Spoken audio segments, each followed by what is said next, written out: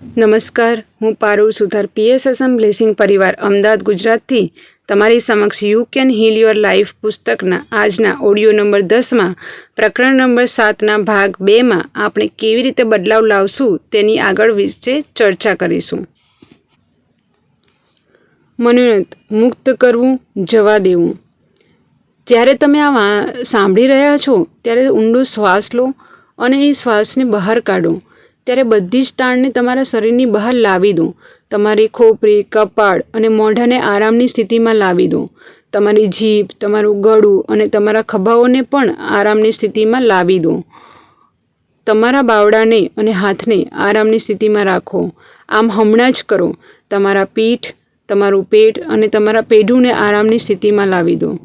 તમારા હાથ અને પગને આરામની સ્થિતિમાં લાવીને શાંતિથી શ્વાસ લો. આગળ સાંભળવાની શરૂઆત કરતાં પહેલાં શું તમને તમારા શરીરમાં મોટા ફેરફારોનો અનુભવ થયો? આવી સ્થિતિ ક્યાં સુધી રાખી શકો છો તેનું ધ્યાન રાખો. જો આ વાત તમે તમારા શરીર સાથે કરી શકો છો તો તેવી જ રીતે તમે તમારા મન સાથે પણ કરી શકો છો. આ આરામદાયક અને શાંત સ્થિતિમાં તમારી જાતને કહો, હું જતું કરવા તૈયાર છું. હું મુક્ત કરું છું. હું જતું કરું છું. હું બધી જ તાણને છોડી દઉં છું. હું બધા જ ડરને છોડી દઉં છું. હું બધા જ ગુસ્સાને છોડી દઉં છું. હું બધા જ અપરાધ ભાવને છોડી દઉં છું. હું બધી જ દિલગીરીઓને છોડી દઉં છું. મારી જૂની મર્યાદાઓને હું છોડી દઉં છું. હું જતું કરું છું અને હું શાંતિમાં છું. મારી જાત સાથે હું શાંતિમાં છું. જીવન પ્રક્રિયા સાથે હું શાંતિમાં છું. હું સલામત છું. આ મનોનત 2 કે 3 વખત કરો. જવા દેવાની વાતથી જે આયાસ મળી તેનો અનુભવ કરો. મુશ્કેલીના વિચારો જ્યારે ઉભરી આવે ત્યારે આ મનોનત ફરીવાર કરો. આ શાંત પરિસ્થિતિમાં તમે તમારી જાતને મૂકો છો ત્યારે હકારાત્મક વલણો મેળવવા સરળ બને છે. તમે તો સૌને આવકારવા ખુલ્લા મનના થઈ જાઓ છો. હવે કોઈ સંઘર્ષ, તાણ કે દબાણ રહ્યું નથી. શાંત થઈ હવે તમે યોગ્ય વિચાર કરો. જી હા, આ એટલું સરળ છે. શારીરિક રીતે હળવાશ મેળવવાની રીતો. ઘણી વખત આપણને શારીરિક રીતે હળવાશ પામવાની જરૂરત ઊભી થાય છે. અનુભવ અને લાગણીઓ શરીરમાં ગૂંગળાઈ જવાય તેટલી હદે ભેગી થઈ ગઈ હોય છે. જ્યારે કોઈ વાત મોઢેથી ન કહી શકે તેવી ગૂંગળાઈ નાખે તેવી સ્થિતિમાં મોટરના કાચ ચડાવીને ચીસો પાડવાની હળવાશ મેળવી શકાય છે. ભેગા થયેલ ગુસ્સાને પથારી અને ઓશિકાને મુક્કાઓ મારીને વ્યક્ત કરવો એ બિન નુકસાન કરતા વર્તન છે. એ જ રીતે ટેનિસ રમીને કે ઝડપથી દોડીને ભેગા થયેલા ગુસ્સાને બહાર ફેંકી દઈ શકાય છે. થોડા સમય પહેલાં 1-2 દિવસ માટે મને ખભામાં દુખાવો થયો હતો. મેં તેની પહેલાં તો અવગણના કરી, પરંતુ દુખાવો ગયો નહીં. છેવટે હું શાંતિથી બેસી ગઈ અને મારી જાતને પૂછ્યું, આ શું ચાલી રહ્યું છે? હું શું અનુભવી રહી છું? પછી મને ખ્યાલ આવ્યો કે આ તો દાઝી ગયા જેવું થાય છે. દાઝી ગયાની લાગણી એટલે ગુસ્સો. તમે કઈ વાતનો ગુસ્સો છે? હું કઈ વાતથી ગુસ્સે છું તેનો મને ખ્યાલ ન આવ્યો. એટલે મેં જ મારી જાતને કહ્યું, ચાલો શોધી કાઢીએ. મેં પથારીમાં 2 ઓશિકા મૂક્યા અને ખૂબ જ જોરથી તેને મુક્કા મારવા માંડ્યા.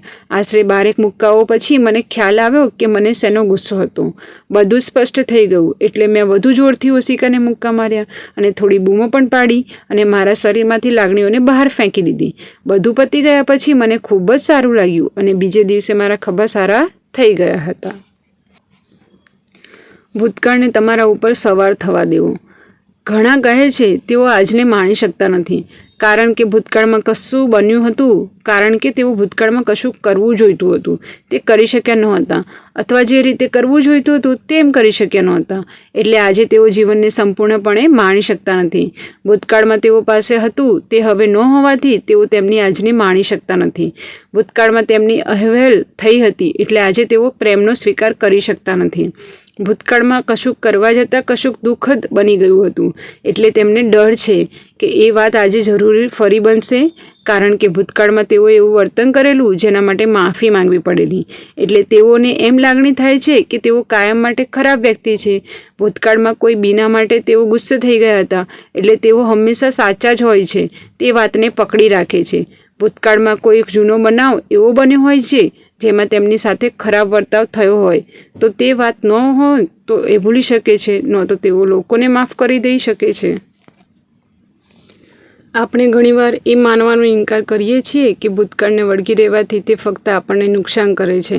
પછી તે ગમે તેવો ખરાબ ભૂતકાળ કેમ ન હોય તેઓ તે અંગે ખરેખર ચિંતા કરતા જ નથી. મોટાભાગે તો આ અંગે તેઓએ કોઈ જાણ પણ નથી હોતી. આપણને પૂર્ણપણે જાણવાનો ઇનકાર કરીને આપણે આપણી જાતને ભારે નુકસાન પહોંચાડીએ છીએ. ભૂતકાળ વીતી ગયો છે અને તેને બદલી શકાતો નથી. આ જ પળ છે જેનો આપણે અનુભવ કરી શકીએ છીએ. જ્યારે આપણે ભૂતકાળ ઉપર નજર નાખીએ છીએ ત્યારે તે સમયની યાદને પણ આપણે આ પળે અનુભવતા હોઈએ છીએ અને એમ જેવા કરવા જતાં આપણના આનંદને ગુમાવી બેસીએ છીએ. ક્ષમા. હવે પછીનું પગલું છે ક્ષમા. આપણી જાતને અને બીજાઓને ક્ષમા આપવાથી આપણે ભૂતકાળમાંથી મુક્તિ મેળવી શકીએ છીએ. કોર્સ ઓફ મિરેકલ્સમાં વારંવાર કહેવામાં આવ્યું છે કે ક્ષમા એ સર્વ વાતોનો ઉત્તર છે. મને અનુભવ છે કે જ્યારે આપણે મૂંઝાઈ ગયા હોઈએ છીએ ત્યારે એનો અર્થ એ થાય છે કે હજુ વધુ ક્ષમા માંગવાની જરૂરત છે. જીવનની વર્તમાન ક્ષણને જ્યારે આપણે મુક્ત રીતે માણી શકતા નથી હોતા ત્યારે માનજો કે આપણે ભૂતકાળની કોઈ ક્ષણને પકડીને હજુ બેઠા છીએ. એ ક્ષણ કદાચ કોઈ દિલગીરીની, દુઃખની, ઠેસની, ડરની કે અપરાધ ભાવની, આક્ષેપની, ગુસ્સાની, રીસની અને ક્યારેક કદાચ બદલો લેવાની ભાવનાની હોઈ શકે છે. આમાંની કોઈ પણ વાત ક્ષમા ન આપવાના વલણમાંથી જન્મે છે, જેમાં આપણને જતું કરવાનો ઇનકાર કરીએ છીએ અને વર્તમાન ક્ષણમાં આવી ગયા હોઈએ છીએ. કોઈ પણ દર્દને મટાડવાનો જવાબ પ્રેમમાં રહેલો છે અને પ્રેમ તરફ જવાનો માર્ગ ક્ષમા બતાવે છે. ક્ષમા ક્રોધને પીગળાવી દે છે. આ માટે ઘણા નુસ્ખાઓ છે જે હું વાપરું છું. મનોયત્ન. વેરની ભાવના. જેઓ આધ્યાત્મિક માર્ગે નીકળી પડ્યા છે તેઓ તો ક્ષમાનું મહત્ત્વ સમજતા જ હશે. આપણામાંથી કેટલાક લોકો માટે સંપૂર્ણ ક્ષમા આપતા પહેલાં એક પગલું છે જે જરૂરી છે.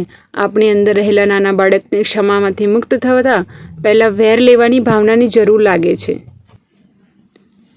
એ માટે આ મનોયત્ન ખૂબ જ મદદરૂપ છે. આંખો બંધ કરીને શાંતિથી બેસી જાઓ.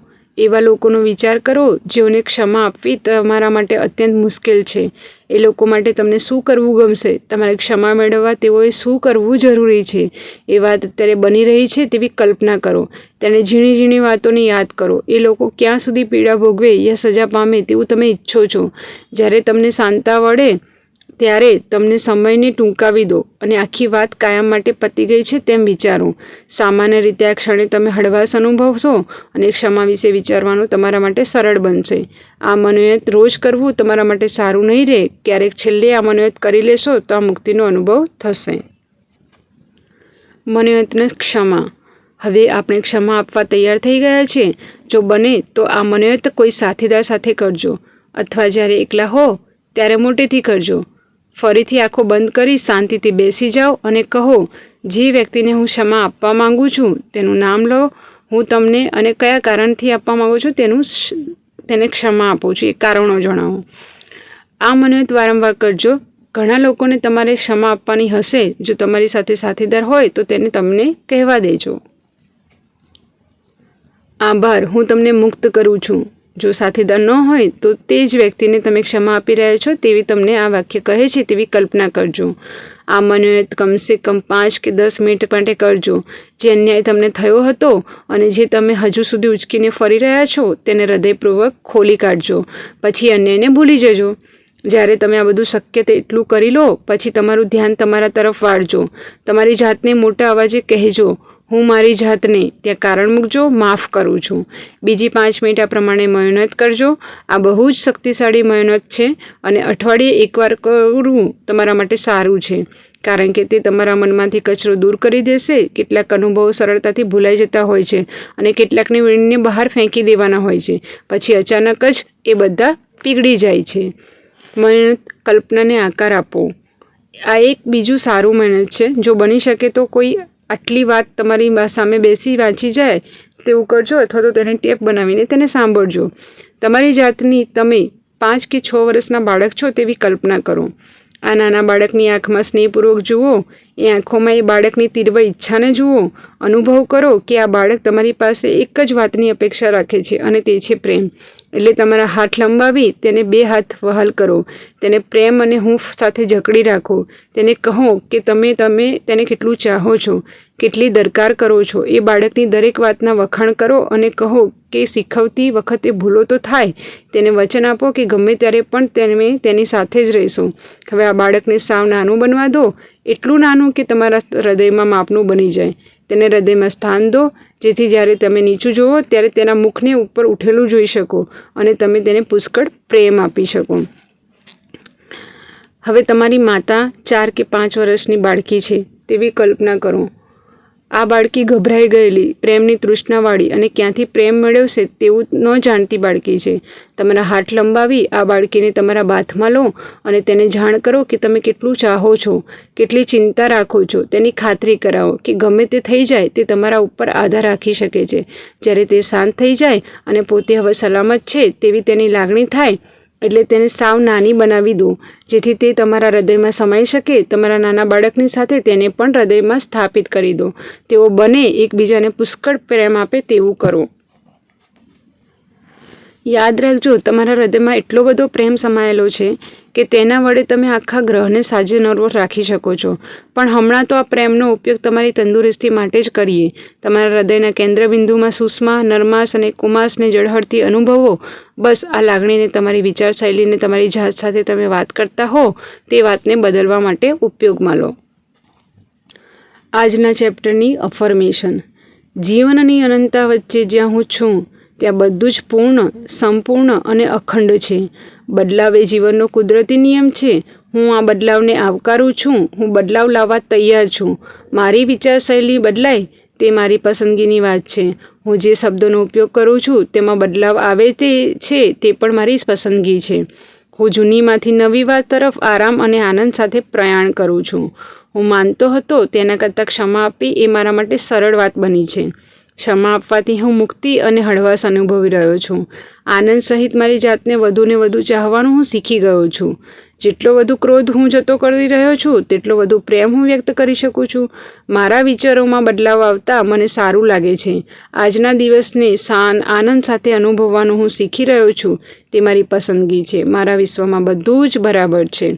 આજના ઓડિયોમાં આપણે અહીં વિરામ આપીએ છીએ. આગળના ઓડિયોમાં આપણે ચેપ્ટર નંબર 8માં આગળની ચર્ચા કરીશું. તમારો ખૂબ જ આભાર.